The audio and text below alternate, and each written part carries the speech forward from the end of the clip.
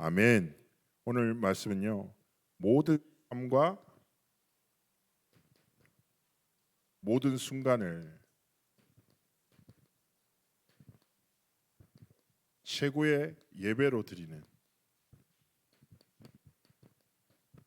우리 귀한 성도님들의 삶의 여정이 되기를 주의 이름으로 축복합니다. 오늘 이 말씀을 우리가 본격적으로 나누기 전에 어제 이제 핵심 말씀 들으면서 미스바 운동에 대한 말씀이 나왔죠.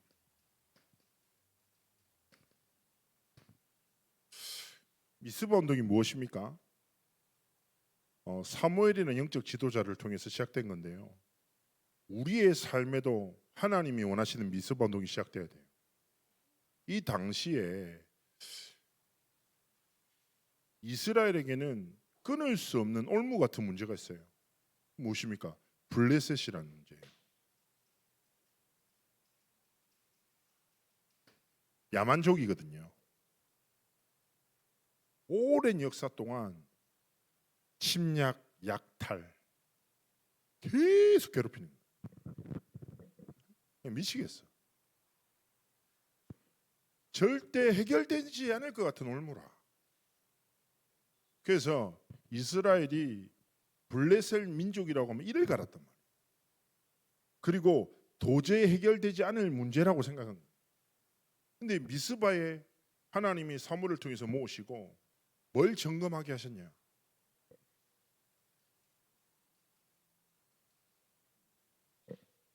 이스라엘 사람들은 블레셋이 우리의 삶의 문제라고 딱 알고 있어요. 그런데 하나님은 블레셋이 문제가 아니라는 거예요. 그리고 뭘 얘기합니까? 네 속에 있는 우상을 버리라는 거예요. 그 우상이라는 개념이 뭔데요? 우리가 생각할 때 지금의 우상의 개념과 그 시대 우상의 개념은 완전 달라요. 혹시 아시죠? 라헬이 야곱이랑 야반 도주할 때 뭘 들고 튑니까? 드라빔이란 걸 들고 도망가잖아요. 근데 라반이 끝까지 쫓아와서 그걸 뺏어가요. 드라빔이 뭐냐면요, 고대 가나안 고대 근동의 사람들이 항상 집안에 모시고 몸에 지니고 다니는 우상이에요. 조그만 나무 조각이라니까. 무슨 말입니까? 그 시대는요, 우상이 누구나 자연스럽게 당연히 믿고 의지하는 존재란 말이에요. 그 시대 문화란 말이에요. 모든 사람들이 당연하게 그렇게 살아가다 보니 이스라엘 백성들도 당연하게 부담스럽지 않게 자연스럽게 우상을 삶의 중심의 문화로 들였단 말이에요. 드라빔을 들고 다녔단 말이에요.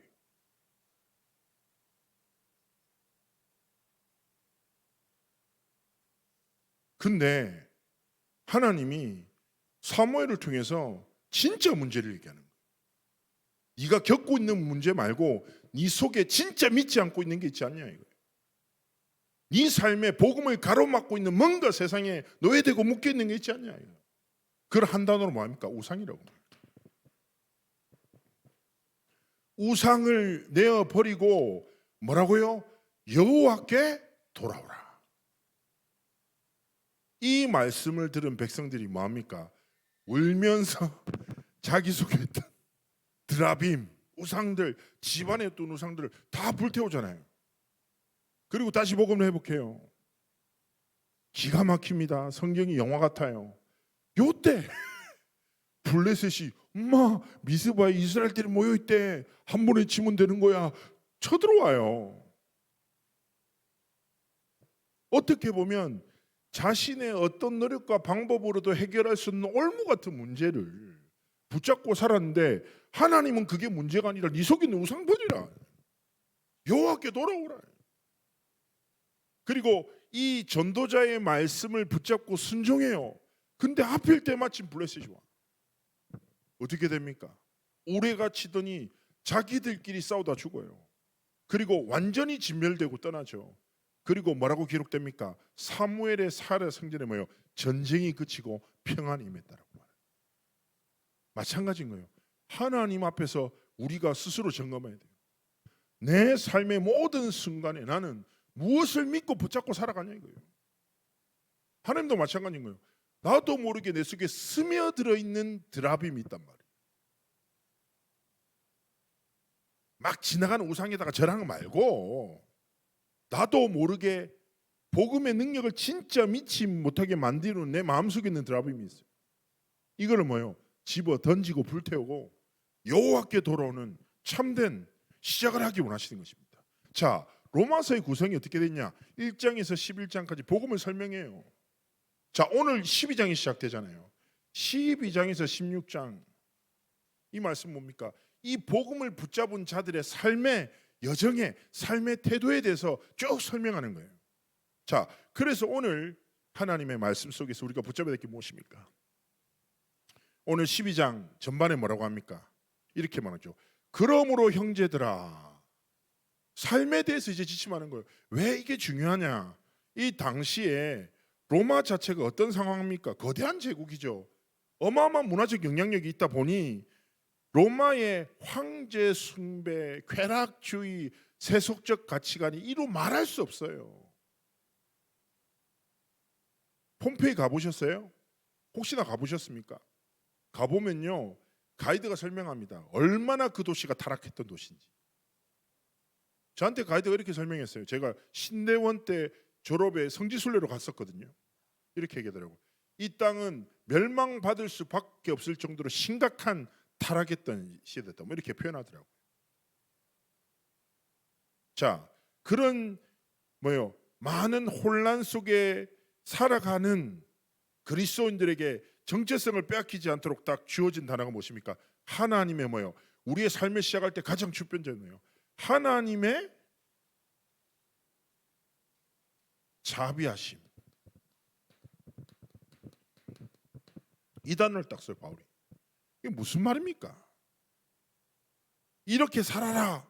그리스도인으로 정신 똑바로 차리고 열심히 살아, 거룩하게 살아. 이 말을 하지 않아요. 가장 삶에 대한 지침을 던져라면서 뭐라 합니까? 하나님의 모든 자비하심으로 너희를 권한다. 하나님의 자비하심이 무엇입니까? 바로 복음이죠. 복음의 시작이 무엇입니까? 로마서 5장 8절 말씀에 얘기합니다.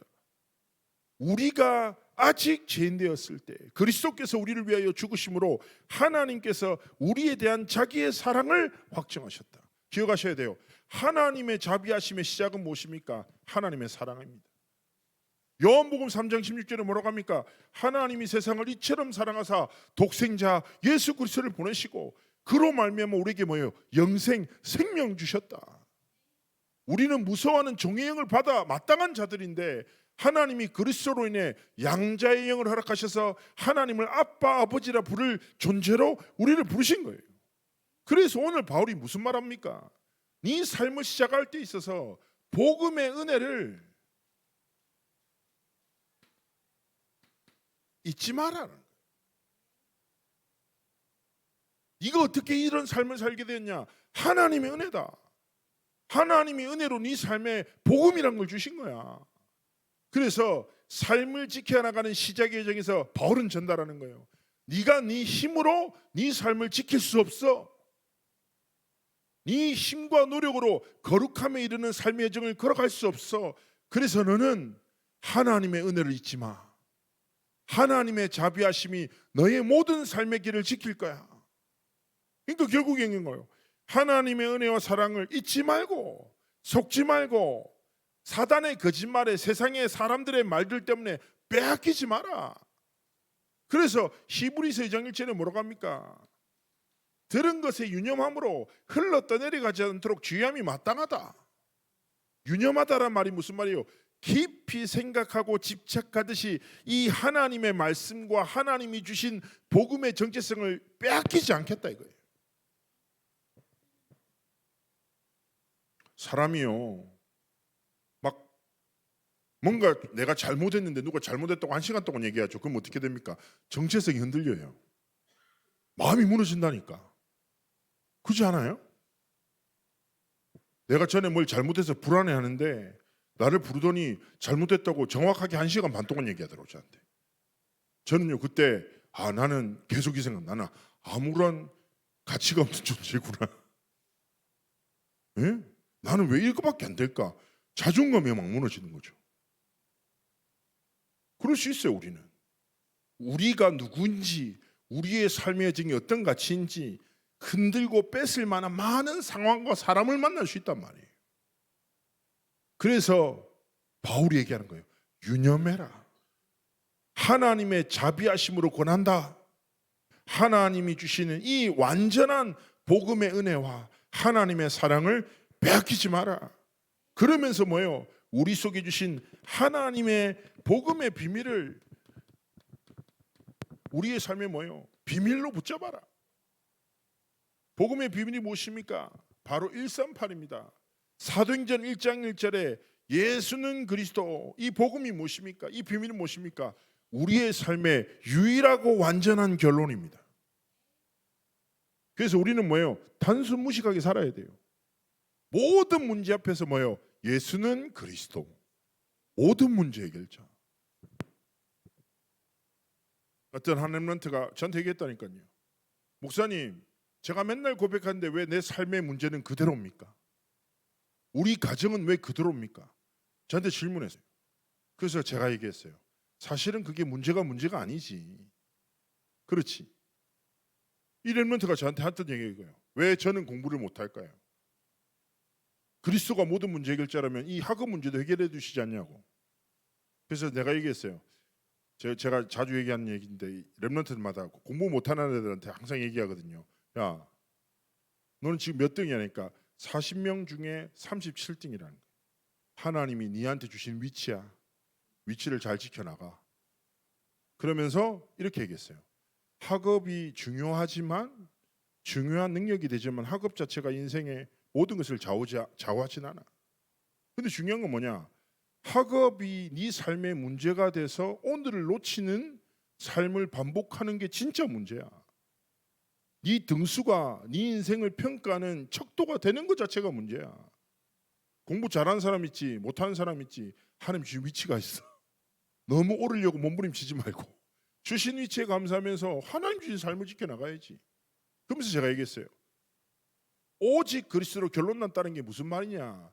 그리스도로 충분하기 때문에 문제 아닌 것은 문제 아니게 지나치고, 그죠? 갈등이 올 수 있지만 갈등 속에서 갱신하기 때문에 갈등에 빠지지 않는 거예요. 뭐가 문제입니까? 지나가는 문제를 내 마음과 생각에 담아두는 순간부터 문제에 사로잡혀요. 아무것도 아닌 사람의 말을 내 마음과 생각에 담아두는 순간부터 우리는 뭐예요? 그 말에 사로잡히는. 그렇지 않습니까? 뭐예요?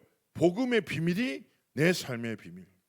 예수는 그리스도, 이 복음이 우리의 삶의 결론이 되고 하나님의 나라가 우리의 삶의 중요한 소망이 되고 오직 하나님의 성령의 능력이 우리의 삶의 능력으로 발견되기를 원하시는. 그래서 뭡니까? 하나님의 자비하심으로 준 복음의 완전한 비밀, 예수는 그리스도, 하나님의 나라, 성령 충만함의 능력으로 뭐예요? 우리의 삶을 지켜나가는 여정을 시작하기를 원하시는 것입니다. 그래서 오늘 말씀 속에 1절 후반에 뭐라고 합니까? 너희를 권한다. 뭐라고요? 너희 몸을 하나님이 기뻐하시는 거룩한 산 제물로 드려라.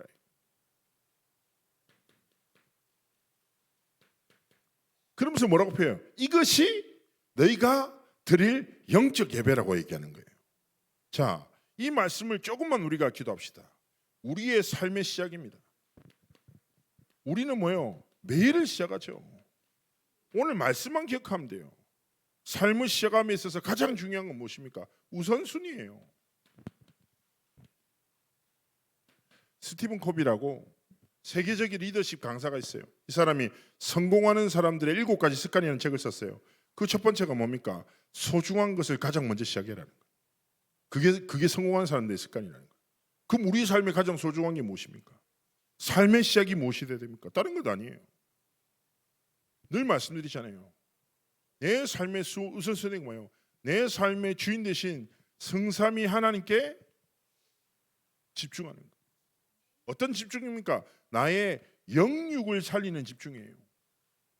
영과 육을 회복하는 집중. 방법은 많이 있어요. 그렇지 않습니까? 어떤 사람은 아침에 따뜻한 소금물을 마시세요. 어떤 분은 올리브에 레몬물을 넣어서 디톡스 여러 가지 있어요. 제가 다 해봤거든요. 별로 도움 안 된 것 같은데 어쨌든 그래도 하고 있습니다. 여러 가지 방법들이 있죠. 다 지켜야 돼요. 그러나 중요한 것은 무엇입니까? 우리의 삶의 우선순위가 뭐예요? 내 삶의 주권자 되시고 주관자 되시는 생사화복과 흥망성쇠의 모든 것 되시는 성삼위 하나님 앞에 무릎 꿇고 하나님이 주신 힘으로 하나님이 주신 날들을 지켜나가는, 하나님이 주신 성전이 뭐예요? 내 몸이라. 우리의 몸이라니까. 우리의 몸을 뭐예요? 아주 간단해요. 하나님이 기뻐하시는, 이 질문이에요. 하나님이 기뻐하시는 거룩한 산제물로 드리는 것.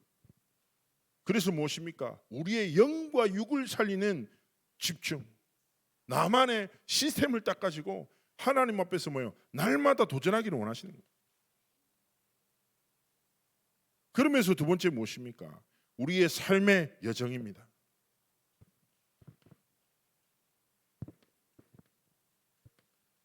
우리는 뭐예요? 매일매일을 살아가요. 오늘 말씀처럼 우리의 삶이 절대 여정이 되도록 하나님이 기뻐하시는 시작. 업무를 시작할 때 가장 먼저 뭐 하십니까? 되게 중요해요. 하나님이 기뻐하시는 말, 하나님이 기뻐하시는 선택, 하나님이 기뻐하시는 섬김. 이게 뭐예요? 우리의 삶의 예정이 되기를 원하시는. 조금만 복음 붙잡고 우리는 질문해야 돼요. 하나님이 기뻐하시는 말이 무엇인가? 하나님이 기뻐하시는 일이 무엇인가? 하나님이 기뻐하시는 선택이 무엇인가? 하나님이 기뻐하시는 도전이 무엇인가? 뭐라고요? 이것 자체가 우리가 회복해야 될 진짜 영적 예배라고요. 우리가 주일날 10시 반, 수요일날 7시, 금요일날 드리는 예배도 예배지만 하나님 우리에게 진짜 원하신 예배는 무엇입니까? 6일간의 삶의 모든 여정과 순간이 하나님 앞에 드리는 영적 예배로 드려지길 원하시는 거예요. 그래서 한 단어만 붙이시면 돼요. 뭐요? 하나님이 기뻐하시는 게 뭘까? 한 번씩 말씀드리지만 In His Step이라는 책이 있어요. 그게 번안된 제목이 뭐냐? 예수라면 어떻게 할 것인가? 이게 이 제목으로 쓰여진 소설입니다. 소설이에요. 지금도 구할 수 있을지 모르겠는데 옛날 책이에요. 근데 그 책 내용이 그거거든요. 한 교회 딱 공동체 안에서 한 자매로 인해서 이 고백이 모든 사람들에게 주어진 거예요. 예수님이라면 어떻게 하실까? 그러니까 입장과 상황이 다 다르잖아요. 그러다가 한 장로님이 신문사를 딱 하는데 이 신문사가 유지되려면 광고 수입이 있어야 되는데 그 도시에는 광고가 들어올 수 있는 데가 다 술, 흑암 문화밖에 없어. 장로로서 너무 양심에 거리낌이 돼. 보면 볼수록 이거는 하나님이 기뻐하시는 게 아니지. 내가 술집 광고를 올려서 이 신문사를 유지하는 게 맞냐? 아니라는 생각이 계속 드는 거예요. 그리고 이 도시에 필요한 글을 써야 되겠다. 이 도시를 살리는 글을 써야 되겠다. 계속 그런 생각이 드는 거예요. 그러니까 편집장이 옆에 찾아와서 장로님 정신 차리십시오. 광고 수익이 없으면 우리 신문사 유지가 안 됩니다. 좋은 글을 쓰려면 유지가 돼야 됩니다. 유지가 되려면 광고가 있어야 됩니다. 광고를 받으려면 거기밖에 광고를 준 데가 없습니다. 어떻게 합니까? 악순환입니다. 누구나 그렇게 사니까 장님도 그렇게 하십시오. 그래서 장로님이 듣다가 너무 화가 난 거죠. 누구나 그렇기 때문에 내까지 그렇게 하는 게 맞냐? 하나님 앞에서. 하나님이 기뻐하시는 게 뭐겠냐? 이게. 나는 망해도 괜찮으니 결단했다. 모든 광고를 끊어버린 거예요. 그리고 믿음으로 이 도시에 필요한 글을 쓰기로 한 거예요. 이 도시의 빈 곳을 글로 설명하고 이 도시의 밝은 것들을 설명하기 시작한 거예요. 아니나 다를까 신문사가 망하기 시작했어요. 쫄딱쫄딱 망했어요. 장로님이 끝까지 하나님 타협하지 않겠습니다. 하나님이 주신 신문사고 하나님이 가져가시면 전 됩니다. 결단한 거예요. 근데 마지막에 어떤 일이 일어났을까요? 그 도시의 시민들 안에 우리 도시에서 볼만한 언론사가 어디 있냐? 이 신문사밖에 없지 않냐? 이 신문사가 광고가 없어 말한다. 우리가 펀딩하자. 시민들이 돈을 모아서 그 신문사를 살리는 그 에피소드가 있었어요. 우리의 삶에도 끝없는 타협의 순간을 만나요. 하나님이 기뻐하시는 게 뭐예요? 사람이 원하는 게 뭘까요? 나한테 이익을 주는 이 사람이 원하는 게 뭘까? 그것도 중요하지. 우리가 꼭 사람이 원하지 않는 것만 선택하고 이 사람이 이 말하면 좋아하겠지, 싫어하는 말 했지, 이건 정신 문제죠. 그렇게 살면 안 돼요. 당연하게 상식적으로 사람을 위로하고 격려하고 섬겨야 돼요. 그러나 우리 삶의 여정에 딱 선택의 순간에 하나님, 내가 사람 앞에서 살겠습니까? 하나님 앞에서 살겠습니까? 갈라디아서 1장에 뭐라고 합니까? 바울이 고백하는 거예요. 내가 사람에게 좋게 하랴 하나님께 좋게 하랴. 사람의 기쁨을 구하는 자였더라면 그리스도의 종이 아니지. 난 그리스도의 종임으로 마땅히 하나님이 기뻐하시는 일을 위하여 살아가는 거야. 이게 뭐예요? 우리의 삶의 여정이에요. 그러면서 뭐예요? 세 번째 뭐예요? 삶의 열매가 이때부터 맺어지는 거예요. 기억하셔야 돼요. 무엇으로 시작하고 어떤 여정을 걷는가 따라서 열매는 달라지는 거예요. 그렇지 않습니까? 분명하게 열매는 드러납니다. 콩 심은 데 콩 나고 팥 심은 데 팥 나요. 너무 마땅한 이론 아닙니까? 맞아요. 복음을 심으면 성령의 열매가, 그렇죠? 기도를 심으면 응답의 열매가, 말씀을 심으면 성취의 열매가 맺어지는 거예요. 그래서 창세기 41장 38절에 39절에 뭐라고 합니까? 이게 뭐예요? 삶의 열매라. 바로가 그 신하들에게 이르되, 요셉을 딱 보면서 이와 같이 하나님의 감동된 사람을 우리가 어찌 찾을 수 있으리요 하고 요셉에게 이르되, 하나님이 이 모든 것을 내게 보이셨으니 너와 같이 명철하고 지혜 있는 자가 없도다. 이게 뭡니까? 하나님이 주신 삶의 열매를 맺은 한 단어가 영적 서밋이에요. 영적 서밋이 무엇입니까? 복음이 실제 삶의 능력이 되는 거예요. 복음이 그냥 내 속에 나를 약간 위로하는 게 아니라 실제 삶에 하나님의 살아계심을 드러낼 수 있는 능력과 열매로 나타나는 거예요. 그 사람에게 하는 뭘 주십니까? 기능 서밋. 영적 서밋을 통해서 현장을 살리시고, 기능 서밋을 통해서 하는 뭡니까? 경제를 살리시는 거예요. 우리의 기능이 뭐예요? 탁월하셔야죠. 잘하셔야 되지 않습니까? 저는 이제 그 찬양 사역을 오래 했잖아요. 제가 맨날 이제 팀애들한테 하는 얘기가 구별됨에 대해서 얘기했어요. 야, 찬양 인도하는 사람은 교회마다 많잖아. 교회마다 있어. 근데 구별됨이 없으면 나는 쓰임 받을 수 없는 거야. 내가 하면 달라야 돼. 그렇지 않아요? 당연한 거예요. 저도 찬양 사역에서 치열하지는 않았는데요, 은혜로 여정을 걸었죠. 우리의 삶에 뭐예요? 하나님의 기름 부으심으로 인한 구별됨이 우리 업에 나타나요. 그래서 뭡니까? 경제에 딱 살리고 하나님 앞에 이 사람을 통해서 하나님 뭐합니까? 현장과 미래를 살리는 문화 서밋을 세우시. 이게 삶의 열매예요. 그러면서 세 번째 무엇입니까? 중요한 성경을 통해서 가르침을 주시죠. 뭐라고 합니까? 너희는 2절에 말하는 거예요. 이 세대를 본받지 말고 오직 마음을 새롭게 함으로 변화를 받아 하나님의 선하시고 기뻐하시고 온전하신 뜻이 무엇인지 분별해라. 이 세대가 아니라 뭐요? 하나님의 뜻, 이것을 향해서 하나님 앞에 영적 싸움하기 원하시는 것입니다. 자, 여기서 말하는 본받지 말라, 이 말이 무슨 뜻이냐? 말하잖아요. 이 세대를 본받지 말라, 원어로는 이런 뜻이에요. 세상의 틀에 갇혀 살지 마라. 세상의 질서가 네 삶의 틀이 되면 안 돼. 뭐요? 오직 마음을 새롭게 함으로 변화를 받아. 우리는 이미 변화된 자들입니다. 그래서 고린도후서 5장 17절 18절까지 말씀했어요. 17절 너무 잘 아시죠? 그런즉 누구든지 그리스도 안에 있으면 새로운 피조물이라, 이전 것은 지나갔으니 보라 새 것이 되었도다.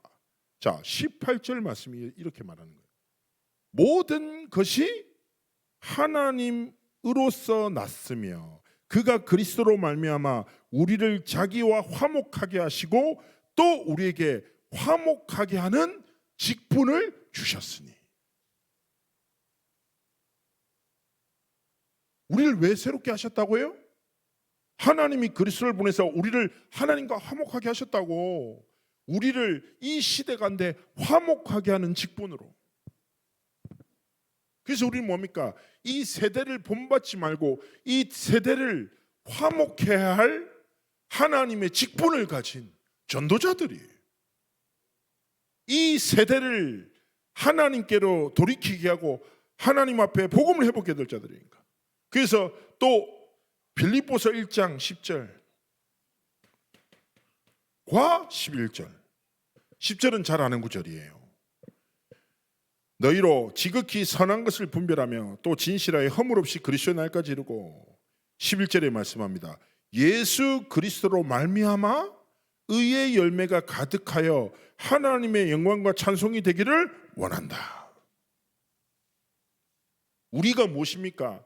하나님의 뜻을 분별하여 살면 우리의 삶에 뭐예요? 하나님의 의의 열매가 가득하여 우리의 삶을 통하여 하나님의 영광과 찬송이 드러난다 말씀이에요. 이 말씀을 붙잡고 우리의 매일에 뭐예요? 하나님의 기뻐하시고 온전하시고 거룩하신 뜻이 어디 있습니까? 간단해요. 자, 생각해 보세요. 저랑 정장로님이랑 조집사랑 저랑 중국집에 딱 간 거예요.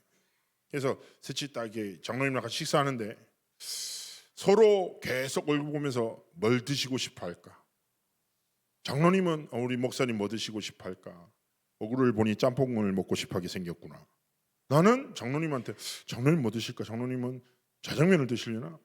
조집사는 두 분은 뭐 드실지 서로 계속 궁금해하면서 얼굴만 쳐다보고 있으면은 이 모습 자체가 얼마나 답답합니까? 그렇지 않아요? 어떻게 하면 알 수 있어요? 물어보면 돼요. 장로님 뭐 드실래요? 목사님 뭐 드실래요? 집사님 뭐 드실래요? 그러면 아주 단순한 거예요. 하나님의 뜻을 어떻게 알 수 있습니까? 하나님께 물어보면 돼요. 그래서 하나님의 뜻을 알도록 우리에게 주신 선물이 무엇입니까? 성령 하나님이십니다. 보혜사 성령, 우리에게 보호하시고 해 은혜를 베푸시고 가르치신다. 무엇을 가르치십니까? 하나님의 온전하시고 기뻐하시고 완전한 뜻을 가르치시는 거예요. 그래서 우리는 뭐요? 날마다 성령 충만한, 이것이 뭐야 돼요? 우리의 오늘의 시작점이 돼야 돼요. 날마다 성령의 충만함으로 시작하게 없어서. 성령의 충만함을 통해서 우리에게 확인됩니다. 성령의 내주. 내 삶의 생명의 주인이 하나님이시구나. 성령께서 내 안에 함께 하시는구나. 이게 믿어진단 말이에요. 그래서 매일 성령의 충만함으로 뭐예요? 하나님의 선하시고 기뻐하시고 온전한 뜻을 깨닫기를 원하시는 것입니다. 이때 우리는 어디 속으로 들어가야 됩니까? 성령인도 기억하셔야 돼요. 시편 23편이 뭡니까? 여호와는 나의 목자셔. 목자 되신 하나님께서 우리를 가장 안전하고 좋은 길로 인도하신다. 네 번째는 무엇입니까? 이 성령께서 우리의 삶에 역사하시고, 다섯 번째는 뭐예요? 성령의 열매 맺는 인생으로 하나님 우리의 삶을 이끄신단 말이에요. 그래서 기억하셔야 돼요. 오직 성령 하나님을 의지함으로, 날마다 성령의 충만함으로, 날마다 성령의 내주, 인도, 역사, 열매를 누리며 하나님 앞에 질문하는 거예요. 하나님의 기뻐하시는, 하나님의 온전한, 하나님이 가장 원하시는 뜻이 무엇인지 알게 하옵소서. 우리의 삶이 뭐예요? 하나님께 드리는 최고의 예배로 드려지게 하옵소서. 이걸 붙잡고 결론입니다. 오늘 결론은 한 단어입니다. 순종이란 단어예요. 자, 성경적 의미에서는 순종이 어떤 의미입니까? 단순하게 시키는 대로 하는 것은 복종이라고 하는 거예요. 복종은 무엇입니까? 마음은 빼앗기지 않아. 근데 뭐예요? 몸만 뺏겨서 살아가니까. 그렇죠? 압도적인 권위 팍 눌려가지고 시키는 대로. 자, 순종의 가장 영적인 의미는 뭡니까? 이렇게 표현해요. 신학적으로는 주의 깊게 듣고 응답하는 신분이라는 뜻이 있어요. 하나님의 말씀을 주의 깊게 듣고, 그래서 원어로는 듣는 것이 행하는 것이 되는 사람. 자, 이 순종이란 말에 히브리어가 샤마라는 말이에요. 샤마. 이 샤마라는 말이 듣고 그대로 행하다라는 뜻이에요. 여기서 뭐가 나왔냐? 유대인의 신앙 고백인 쉐마라는 단어가 나온 거예요. 무슨 말입니까? 순종이란 게 뭐예요? 내 생각, 내 감정, 내 입장 아니에요. 다 내려놓고 하나님의 말씀을 주의 깊게 듣고 그대로 살아가는 것. 하나님의 말씀을 그대로 듣고 하나님의 말씀을 믿음으로 행하는 것. 그래서 오늘 말씀에서 뭐라고 합니까? 이번 한 주간의 모든 삶과 모든 순간을 하나님 앞에 드리는 최고의 예배로 한다는 게 뭐예요? 하나님이 기뻐하시는 그 예배로 우리의 삶을 하나님께 드리기 원하시는 것입니다. 이번 한 주간 순종의 여정을 걸어가시기를 주의 이름으로 축복합니다. 우리 말씀 붙잡고 잠시 기도할까요? 하나님, 나의 모든 삶이, 모든 순간이 하나님께 드리는 최고의 예배가 되도록 하나님 축복하여 주옵소서. 우리 시간에 하나님의 말씀을 붙잡고 기도하십니다.